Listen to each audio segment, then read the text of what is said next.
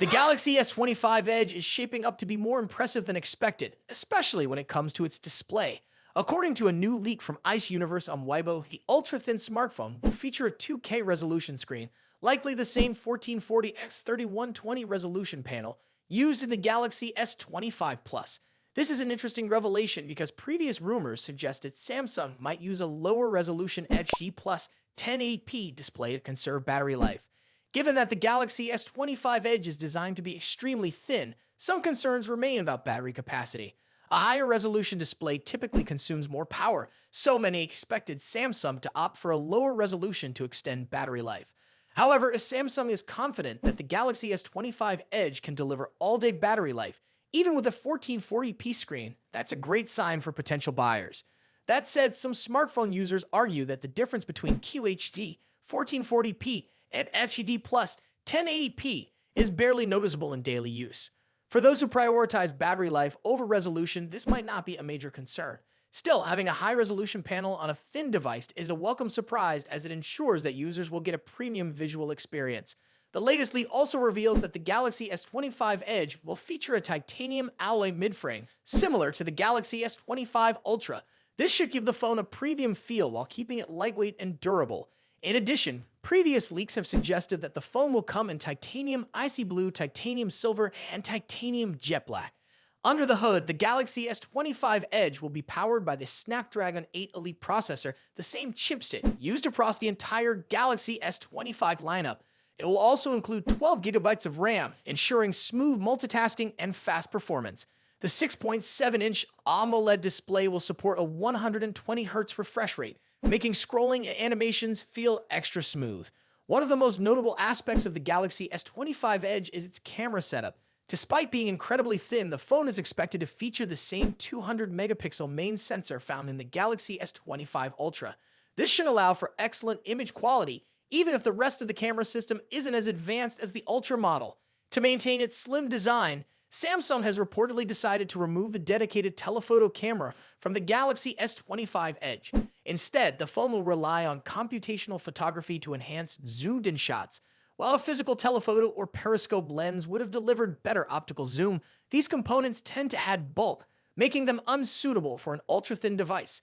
Samsung's software-based zoom enhancements have improved significantly over the years, so this trade-off might not be a deal-breaker for most users.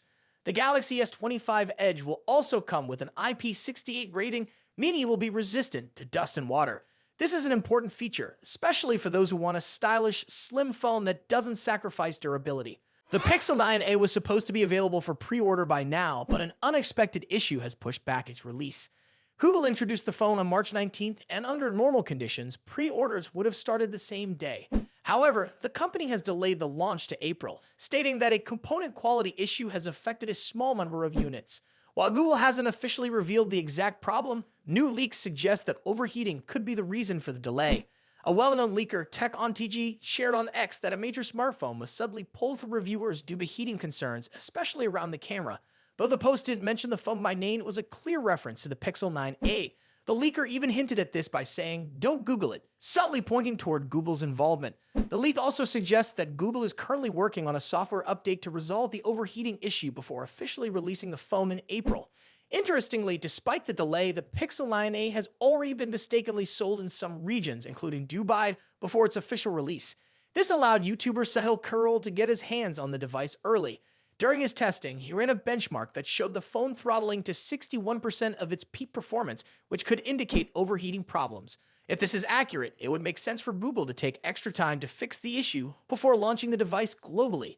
Even with this setback, the Pixel 9 remains one of the most anticipated mid-range smartphones. It keeps the same $499 starting price as its predecessor, but comes with several upgrades. One of the most noticeable improvements is the larger 6.3-inch OLED display, which offers a resolution of 1080 x 2424 pixels and a smooth 120Hz refresh rate. These enhancements should make scrolling animations feel more fluid while providing a better overall viewing experience. The phone is powered by Google's 4nm Tensor G4 chipset, paired with 8 GB of LPDDR5X RAM and 128 GB of UFS 3.1 storage. This combination is expected to deliver solid performance for daily tasks, gaming, and multitasking. However, concerns about overheating will need to be addressed before its performance can be fully evaluated. For photography, the Pixel 9F comes with a 48 megapixel main camera and a 13 megapixel ultra-wide lens. Google's Pixel lineup has always been known for its exceptional computational photography, and this device is expected to continue that tradition with features like night sight, super res zoom, and HDR processing. On the front, there's a 13 megapixel selfie camera for clear video calls and selfies. One of the most significant improvements in this model is its battery. The Pixel 9 packs a 5100 mAh battery, which is expected to provide all-day battery life. If Google optimizes the software well, this could be one of the best battery performances in the Pixel A series lineup. However, if overheating remains a problem, battery efficiency could be affected, leading to potential concerns about long-term usability.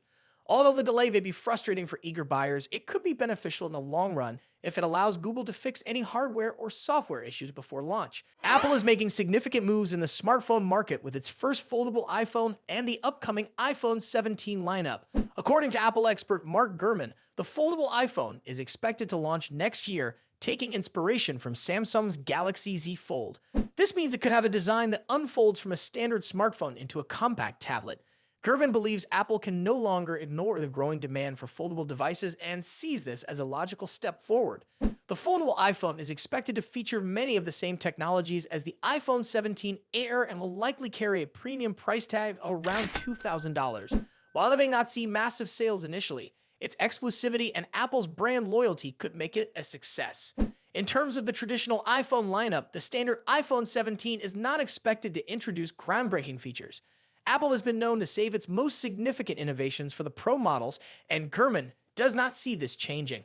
However, the standard model will still receive some modest but welcome upgrades. The rear camera system will likely see improvements, and for the first time, it is expected to feature a ProMotion display.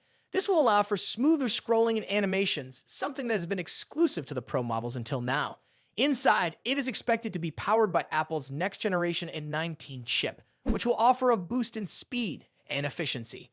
The iPhone 17 Pro models will be where Apple introduces its most advanced upgrades. Gervin claims that all three rear cameras in the Pro lineup will feature 48 megapixel sensors, a major leap in image quality.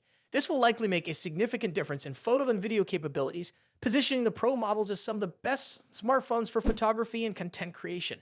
Apple has consistently focused on camera advancements in recent years, and this trend seems to be continuing with the iPhone 17 Pro lineup. One of the most intriguing additions to the lineup is the rumored iPhone 17 Air. Gervin suggests that consumers looking for a phone in the $800 range may find it worthwhile to stretch their budget slightly for this new model. He believes the specification differences between the standard iPhone 17 and the iPhone 17 Air won't be too significant, but users would get a thinner, lighter phone with more screen space. If this model delivers on expectations, it could be a strong competitor for those who prioritize sleek design and portability. Between the new foldable device, camera upgrades, and the introduction of the Air model, Apple's upcoming lineup seems to offer something for everyone. While the foldable iPhone will cater to tech enthusiasts willing to invest in cutting-edge technology, the standard iPhone 17 will continue to serve as a solid option for those who want a more traditional experience. The Pro models will appeal to users who want the latest and greatest camera technology, while the Air could find its place among those who value a slim and lightweight design. There is also speculation about a major iOS 19 redesign, which could bring significant changes to Apple's software experience. However, there are concerns that Apple's AI and software advancements might not keep up with the impressive hardware changes. If Apple can align both, this could be one of its most exciting product cycles in years.